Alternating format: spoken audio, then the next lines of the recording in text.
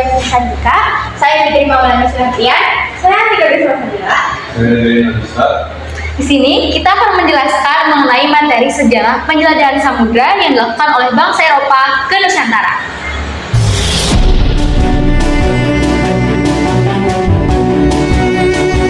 Oke teman-teman, yang pertama kita masuk lebih dahulu ke latar belakang dari penjelajahan samudra. Latar belakang ini dibagi menjadi 3. Yang pertama ada faktor pengaruh, faktor utama, dan faktor pendorong. Kita masuk ke faktor pengaruh.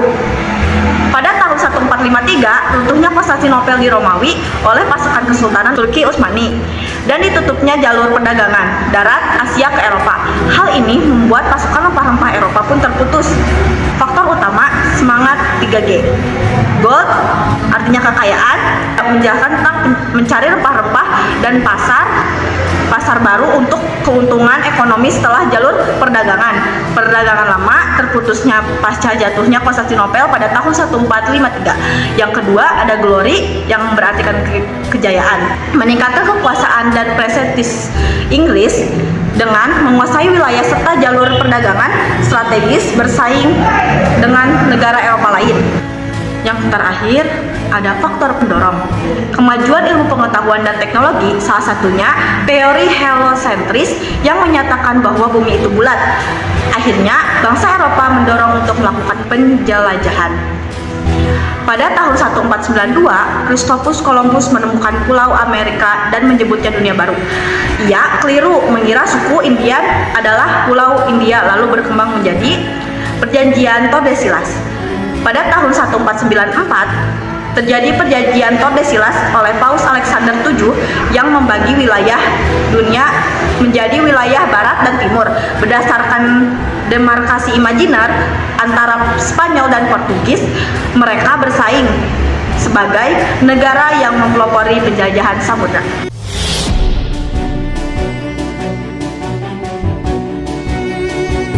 Halo teman-teman semua, pelayaran yang terjadi di Nusantara semuanya berawal dari negara Portugis.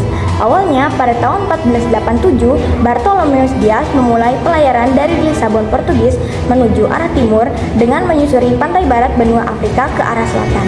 Setahun kemudian, pada tahun 1488, Bartolomeus Dias berhasil menemukan Tanjung Harapan.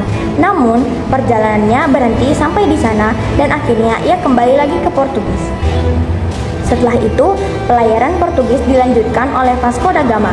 Pada tahun 1497, ia menyusuri jalur yang sama seperti Dias dan sampai di Tanjung Harapan. Di sana, ia melanjutkan perjalanan menyusuri pantai timur benua Afrika. Hingga akhirnya, pada tahun 1498, Vasco da Gama berhasil tiba di Calicut, India. Pencapaian ini menjadi langkah besar bagi Portugis dalam membuka jalur perdagangan ke Asia.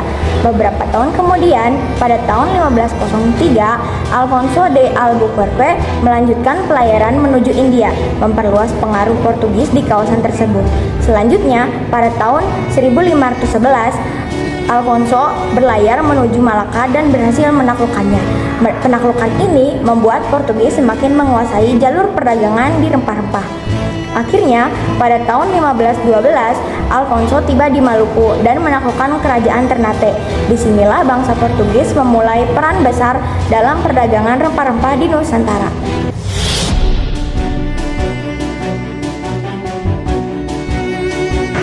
Selanjutnya kita akan membahas tentang pelayaran Spanyol. Pelayaran ini dimulai pada tahun 1492 saat Christopher Columbus berlayar ke arah barat melalui Samudra Atlantik untuk mencari jalur baru menuju India.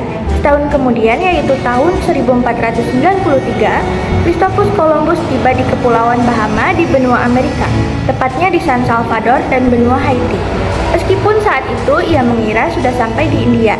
Lalu pada tahun 1519, pelayaran bangsa Spanyol dilanjutkan oleh Ferdinand Magellan. Ia berlayar dari Spanyol ke arah barat melewati Samudra Atlantik, kemudian ke selatan menyusuri pantai timur Amerika. Hingga akhirnya pada tahun 1520, Magellan tiba di ujung selatan benua Amerika yang sekarang disebut Selat Magellan. Lalu melanjutkan perjalanannya melewati Samudra Pasifik. Melalui pelayaran ini, bangsa Spanyol berhasil membuka jalur pelayaran baru dan memperluas wilayah penjelajahan mereka. tahun 1521, ia dan pasukannya tiba di Filipina. Di sana, Ferdinand meninggal dunia karena terlibat dalam pertemuan macan dengan warga lokal. Perjalanan dilanjutkan oleh anak buahnya Sebastian Elcano yang melakukan pelayaran ke arah selatan hingga tiba di Kepulauan Maluku dan bekerja sama dengan Kerajaan Tidore.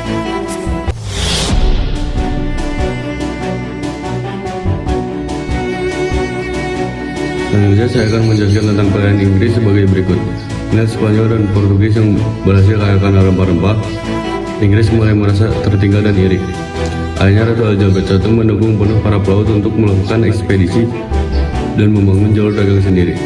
Dan pada tahun 1579, Prancis Drake dan Thomas Cavendish melakukan pelayaran melalui rute Spanyol, Inggris, dan menyusuri arah barat dan melewati pantai timur benua Amerika sampai ke Selat Magellan, selalu melewati Selat Pasifik. Selanjutnya pada tahun 1580, mereka tiba di Maluku. Akhirnya mereka berhasil membawa rempah-rempah dari Ternate kembali ke Inggris. Tahun 1591 disusul oleh George Raymond dan James Lancaster yang melakukan pelayaran mengikuti rute Portugis melalui Tanjung Harapan lalu ke India. Dan tahun 1600 tiba di India. Mereka membentuk kongsi dagang yang diberi nama East India Company. Dan selanjutnya pada tahun 1602 kongsi dagang tersebut melakukan pelayaran yang akhirnya mereka tiba di Aceh dan melanjutkan pelayarannya hingga tiba di Banten.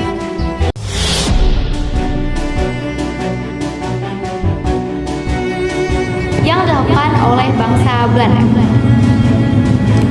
Dilatar belakangi pada akhir abad ke-16, ternyata Belanda itu dilarang untuk melakukan transaksi ke Lisabon. Lebih tepatnya, Lisabon ini terletak di Portugis, yang mana pada saat itu Portugis sedang dikuasai oleh Spanyol dan Belanda sedang memiliki konflik dengan Spanyol. Hambatan inilah yang dijadikan peluang oleh bangsa Belanda untuk melakukan penjelajahan samudra. Penjelajahan samudra diawali pada tahun 1594 oleh William Barents. William Barents itu melakukan pelayaran ke arah kutub utara. Namun, pada saat melakukan pelayaran, ternyata ia mendapati cuaca yang ekstrim, sehingga tidak memungkinkan untuk melakukan perjalanan. Lalu akhirnya beliau terpaksa untuk berputar kembali ke Belanda.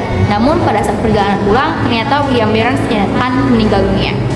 Lalu, 1 tahun kemudian, pada tahun 1595, Cornelis de Houtman melakukan penjelajahan kembali. Nah, namun pada tahun ini ternyata beliau sudah mendapatkan petunjuk dari Jan Huygens van Linschoten, yang mana beliau itu pernah melakukan pelayaran bersama bangsa Portugis, dan juga kartograf yang dibuat oleh Petrus van Sieau. Kartograf ini berisi rute penjelajahan menuju ke arah Hindia. Nah, akhirnya Cornelis de Houtman melakukan penjelajahan diawali dengan menyusuri pantai barat benua Afrika, lalu hingga tiba di Tanjung Harapan, kemudian menyusuri pantai timur benua Afrika hingga tiba di Kepulauan Madagaskar. Nah, dia akhirnya menyusuri tepian barat Sumatera hingga tiba di Selat Sunda, karena saat itu Selat Malaka itu sudah dikuasai oleh bangsa Portugis. Baru 1 tahun kemudian pada tahun 1596, akhirnya Cornelis de Houtman dan bawahannya itu tiba di Banten. That you'll ever do. Two can be as bad as one. It's the loneliest number since the number one. One is the loneliest number that you